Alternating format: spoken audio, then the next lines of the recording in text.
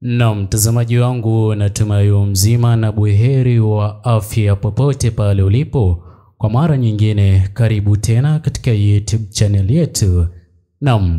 mtazamaji wangu, habari za hivi sasa zinazozidi kutufikia katika studio yetu ni kutokana na kile ambacho kinazidi kushuhudiwa huko Tarime, kwani vijana Gen Z wanaonekana usiku huu wakidai kwamba wapo tayari kwa maandamano. Ningependa uweze kutizama vipande hivi vya video na ndipo ambapo niweze kukufahamisha kile nilichoweza kukuandalia katika video ya leo hii. Ila mtazamaji wangu, itaweza kuwa vema iwapo utaweza kuchukua sekunde yako moja kwa kubonyeza maneno yaliyoandikwa subscribe chini ya video hii. Pia ni vema iwapo utaweza kulike video zetu ili YouTube moja kwa moja iweze kusuggest video hii kwa wale wote wanaozidi kufuatilia siasa za Jamhuri ya Tanzania.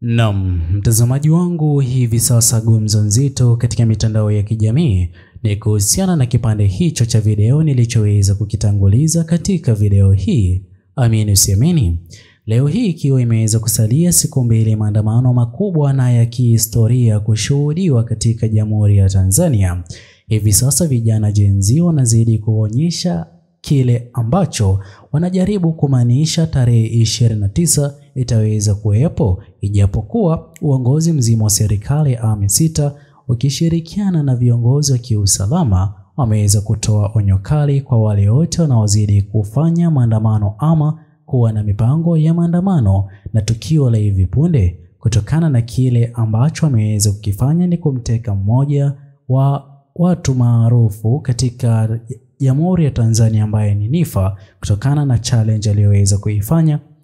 dhidi ya maandamano yanayozidi kutarajiwa kuwepo, mtazamaji wangu. Ila tukumbuke ya kwamba vijana Gen Z wanaonekana kuchoshwa na kile ambacho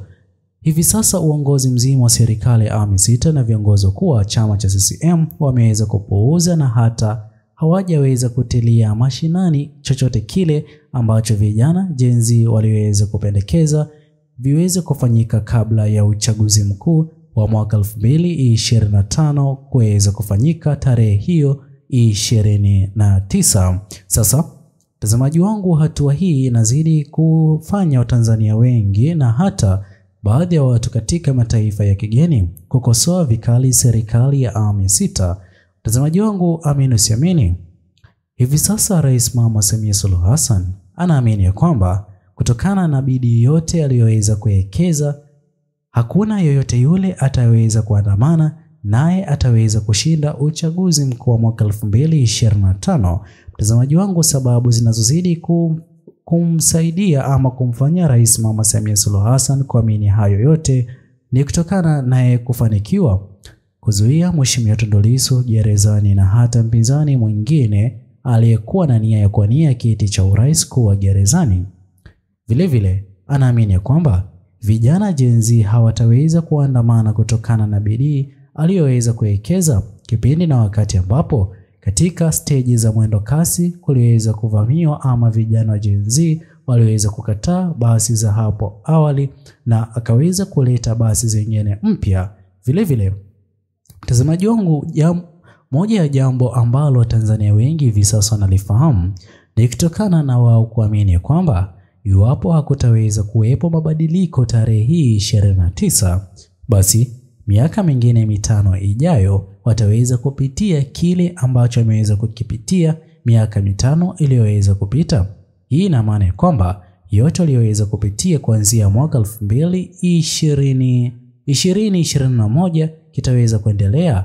hadi kipindi na wakati ambapo uchaguzi mpya utaweza kuratibiwa kikatiba. Ila mtazamaji wangu, ikumbuke pia upande wake Captain Tesha anayezidi kuonekana kusimama na vijana Gen Z. Kuna pendekezo zito aliloweza kulizungumza kipindi na wakati ambapo vijana Gen Z wataweza kujitokeza katika maandamano ya kukosoa na kupinga uchaguzi mkuu usiweze kufanyika kutokana na wadhifa mkuu wa urais kutokuwa na mpinzani imara. Ni ya kwamba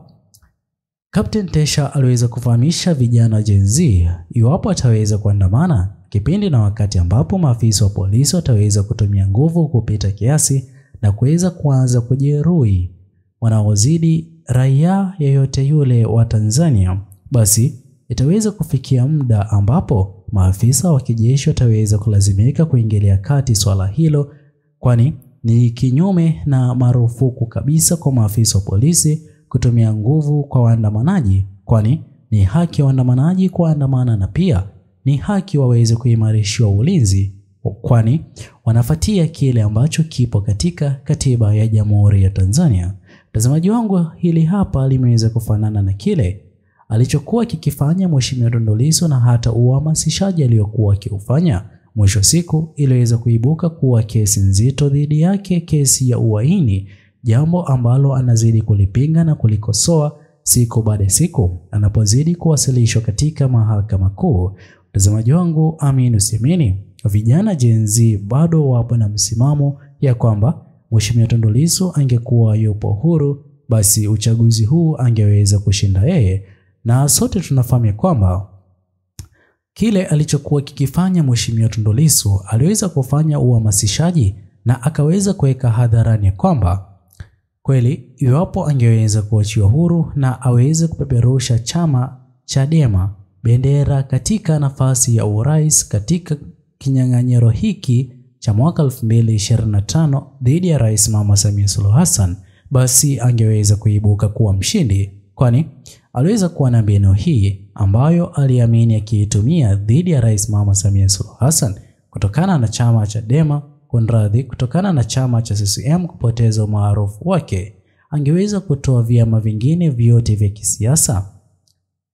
viongozi wengine wote wale waliochukua fomu ya kuwania kiti cha urais, basi waweze kujiunga na chama Chadema, na ndipo ambapo waweze kuungana kwa ajili ya kutengeneza serikali ya awamu ya 7,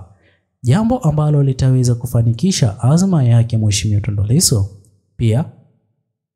hatua hii itaweza kufanikisha ombi na pendekezo ambalo vijana Gen Z walikuwa wameweza kutoa katika mitandao ya kijamii, kwani sote tunafahamu kwamba vijana Gen Z walikuwa na msimamo wa no reforms no election, hatua ambayo Mheshimiwa Tundu Lissu alikuwa yupo tayari kwa yeye kufanya reforms na vijana, pia kuweka ajira, vile vile kuwahusisha katika serikali ijayo, jambo ambalo vijana wa Gen Z waliweza kulifurahia. Ila kutokana na ushirikiano wake Mheshimiwa Tundu Lissu na vijana hawa Gen Z waliweza kuishia kuwa korokoroni, huku wakikosa kiongozi ambaye wataweza kusimama naye ama wataweza kumpigia kura, na ndipo ambapo shinikizo kubwa hivi sasa lazidi kuonekana kulemea chama cha CCM, uongozi mzima wa serikali ya awamu ya 6 kwa azma yao ya kurejea afisini kwa mara nyingine kupitia uchaguzi ulioratibiwa kufanyika tarehe 29 mwezi wa 10 mwaka 2025. Je, mtazamaji wangu, wewe mtazamo wako ni upi? Tuachie maoni yako kuhusiana na tukio lililoweza kushuhudiwa huko Tarime hivi sasa. Usisahau kusubscribe, like, comment na kushare video zetu. Bye bye until the next video.